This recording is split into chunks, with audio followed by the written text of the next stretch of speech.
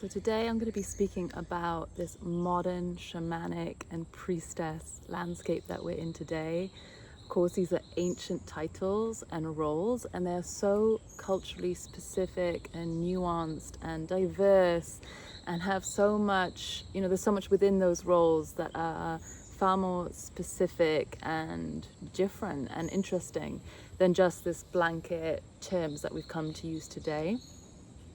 First off, not everyone can be a shaman and not everyone can be a priestess, but many modern priestess schools or shamanic schools make it believe that if you're interested, you can join and you can become this role.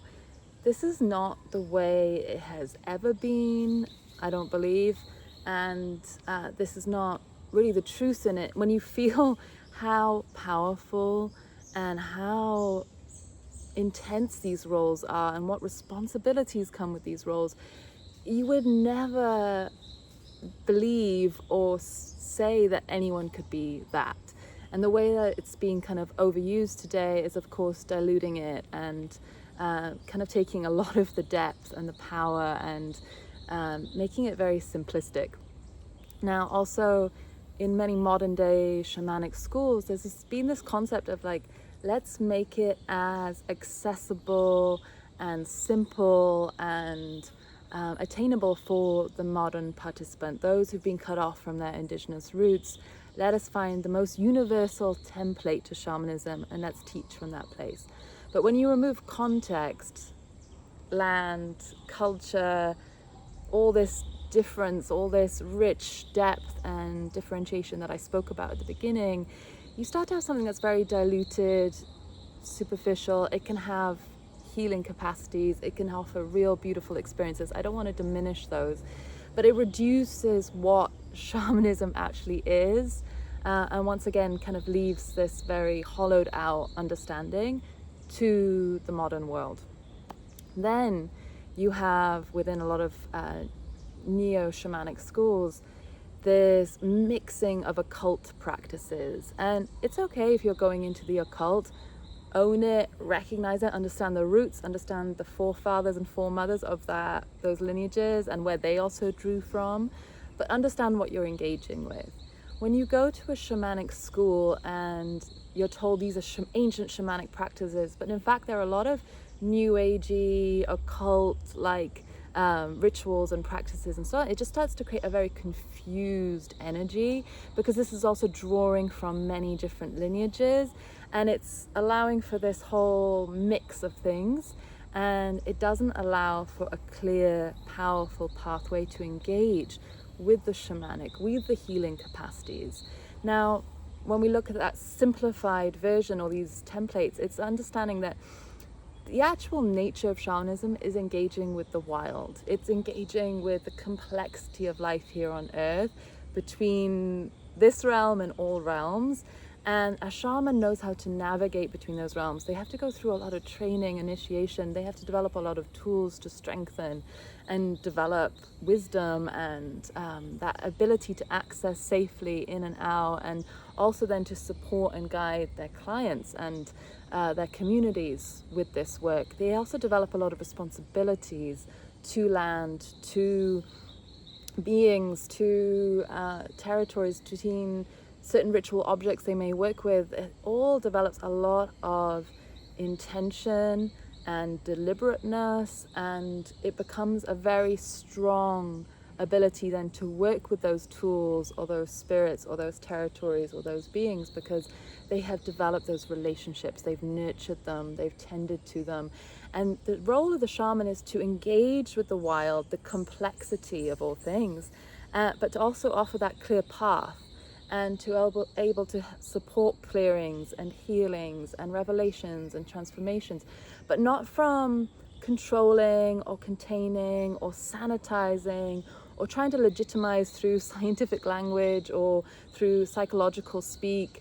It's really just engaging with wild, engaging with the complex web of relationships, and then coming into that powerful place of access, healing, clarity, beauty, and ideally offering a guide to their community for how to navigate complexity. which is what we really need today, right? We don't need more sanitized, controlled, contained healing modalities that just keep us in loops and don't allow us actually to move forward. We also don't want all this confusing mixed energies in where you're coming into psychic surgery and then you're coming away even more confused and maybe experience some profound healings. I don't want to take away from that, because there can be profound healing and transformation and other things then mixed in, which adds to the confusion, because you can be incredibly grateful for the healing or for the revelation, but unless it's coming with a true guide who's initiated, who's strengthened, who's navigated all these different realms and brought together tools and a map and a way to go out and then to come back in safely. This is such an important part of the initiatory path. For me, it was a really important part of my initiatory path to go into another realm without any tool, without any psychedelic medicine, without any drum or rattle or anything, to just go there and find my way back and realize, oh, I can do that now, in and out, and I actually can just do it with intention and clarity. And then if I'm guiding others, I hold that strong container and that strong knowing that I may be going into uncharted territory. Every time I'm working with a client, it is a new level of the wild. It's a new level of complexity. It's a new level of understanding. I can pull upon gifts and tools and guidance that I know I can go there and I can safely come back, not just for myself, but for my clients as well. So this is super crucial. Now, in this modern landscape, there are those who are called to specific cultural lineages that are not their own. Perhaps in past lives it was. And they are called, they're invited, they're initiated, ideally from an elder who really knows what they're talking about, who's not going to sugarcoat it, not just try and make money from those people, but actually show them the path. This is what it takes. Are you called to it? Yes. Are you going to, actually walk the steps then? Okay, great. Yes. And that can be beautiful, and I have the deepest bows and respect for all those who are called to those very specific cultural lineages and have found elders and guides and territories that hold them and support them, because then they have that job to bring that back into their lives and make sense in this modern landscape of everything that we're navigating. This is the thing that can be missing, right? How do we navigate this modern landscape? We are not in that place anymore. Many of us are in complex relationships with way more than just this earthly realm. We are connecting to technologies, we're connecting to modern inventions, and many people who are also relating in these different complex ways. How do we navigate money, for example, leadership, success, business, this exchange of give and take, when it is including this much more complex systems and society than if we were just purely in a tribal setting in the jungle. You can make that journey, of course, many have and many do, but for those of us who are not called to a specific cultural lineage that's intact and working with that direct elder, we are called to work from the earth directly with spirit, and we are calling upon something so ancient that is being called forward for right now, that we are needed for this moment in time to navigate these really interesting and strange waters that we're in today. So then within that, you have also, a lot of cultural complexity that we just don't understand, right? There's so much warfare at times, spiritual warfare. There are deep levels of ancestral curses and lineages that have worked in different ways. There's a lot to understand as someone entering in. For me, I am a traveler. I'm a shaman who travels between realms, but also on this earth, I travel between different territories and places. And I have learned by now how to enter in and come back out safely also, and meet a full cultural exchange, because this is what I also see in this modern landscape, is this fear of appropriation. Of course, we don't want to appropriate, we don't want to just extract, we don't want to use, we don't want to create a performance, we don't want to just take different rituals and tools and then pull them out of context, and then they also lose their power, and we can also just mess with things.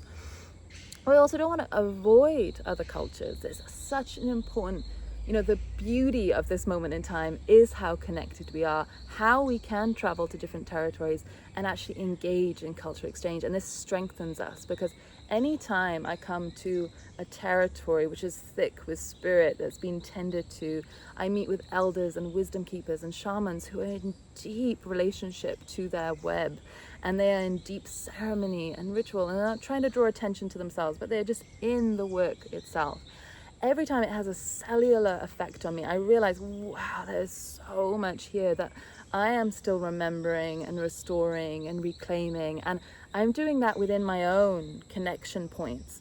But I can be in relationship with these elders and communities and also offer my medicine in response. And there's a natural way that takes place, a natural exchange where I don't see them as above and I don't see them as below, but I actually see like, oh wow, there's something, I'm being called here for a reason. This is opened up to me, an invitation has been opened up to me. That's the only way I personally will journey to a territory and meet with a elder or wisdom keeper. I will feel that opening and that invitation. That's very true. I can't force or try and get there, or just claim it to my indigenous elder, the pat on the back, makes me legitimate. No, it has to be something really true and clear and pure that then can have really beautiful exchange within it, and we all benefit from that. That's when it's a true exchange.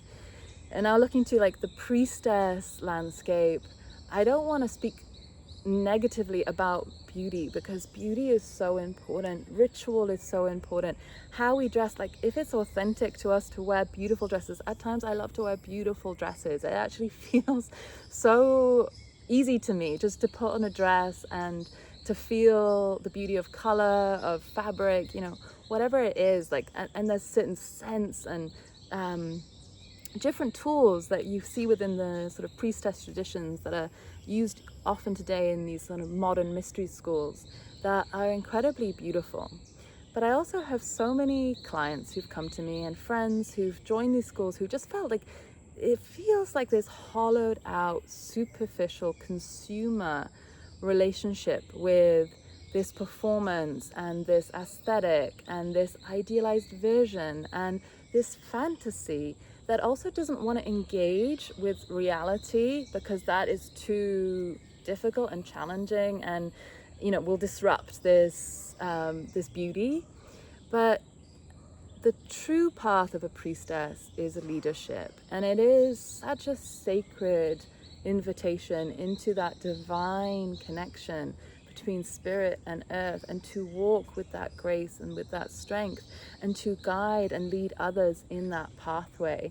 And it has so much depth to it. Again, it has so much strength to it, and it requires us to really show up and meet what we are being met with. And at this time, again, there's this modern level of complexity that we can't be in denial of. Too often I found incredibly beautiful priestess leaders, empowered women who are completely different than in their relationships with men, or they suddenly in this complete like, oh, I can't handle that, or I don't want to deal with this, or it's this like I want to stay in this realm of fantasy. But to walk the priestess path at this time is to meet reality as it is meeting us, to bring that beauty forward, and with such a strength and power.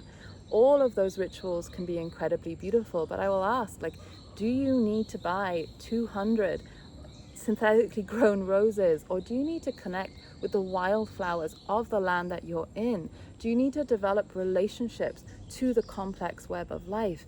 Do you need to do initiations and rites of passages and things that sound really impressive and interesting and like, oh, that sounds legitimate, but when the actual experience of it is this kind of costume playing, like hollowed out experience, and it's then entangled also again with occult practices. It's also entangled with this performance and aesthetic and consumerism. I've had just so many people come to me, clients come to me, friends come to me and share their experiences that were just super confusing. Like being in a festival where there were these elders tending to the hearth of the festival, connecting to the territories, the elders who come from those territories. And all of these so-called shamanic and priestess leaders and ceremonialists and guides are completely disconnected from those elders. It's like they're not putting on a show. They're not ones with huge Instagram accounts. They're not the ones who, you know, everyone is like bowing down to in an obvious way, but there's like an actual like avoidance or aversion and disconnect from actually connecting with the real, right? We're here to connect with the real. And with that, you start to come into this beautiful place of alignment because you engage with complexity and depth and expansion, but you come into that balance point again and again and again. And then you can guide your clients who also have to navigate complexity, who it doesn't also support just to be in these kind of healing loops or in these ecstatic states, but they're not able to fully integrate because even the world we're trying to integrate into hasn't got a map. It doesn't make sense yet. It doesn't, you know, we're kind of meeting this modern day world, but then with these ancient tools. And then how do we come into a cohesive understanding? For me, it's taken many years of research, of, you know, real life relationships to territories, to elders, to spirits, to an understanding of what is this journey that we're on as humanity? Where are we at? And now I have a pretty good sense of a cohesive map, enough that I can comfortably guide others through these terrains and know that we are going to continue to learn. We will always be a student, all of us, and I'm here to support you, but you have a particular role on your path. And this is what we're calling. So we have this shamanic priestess path that's open right now for leaders, for those who have shamanic gifts and are called into leadership for this time. And we are here to support clients and people in our community and territories and animals and the rocks and the trees and the waters and the stars. We're here to connect to it all and find the tools to really do so with safety, with strength. We don't have to avoid complexity. We don't have to dumb it down. We don't have to dilute it. We don't have to be afraid of the power. We know how to walk with it. We know how to meet it. We know how to, you know, go through enough initiations. Okay, I'm ready for the next one. I know I'll be okay through the other side because I've developed enough strength and tools now. I will continue to be initiated. I will continue to be tested. I will meet new challenges and new experiences, but I will come through the other side with grace, with love, with beauty, like I have done every step of the way so far. And that's the invitation to you if you're feeling called to it. I'll leave all the information below. If you're called to work with me as a leader and you need a guide, a support, a shamanic healer on your team who can help you navigate these complex times, you can also find that information. And I'm sending love to wherever you are in the world. Please like, please comment, please share with me your experiences. How are you navigating these modern times?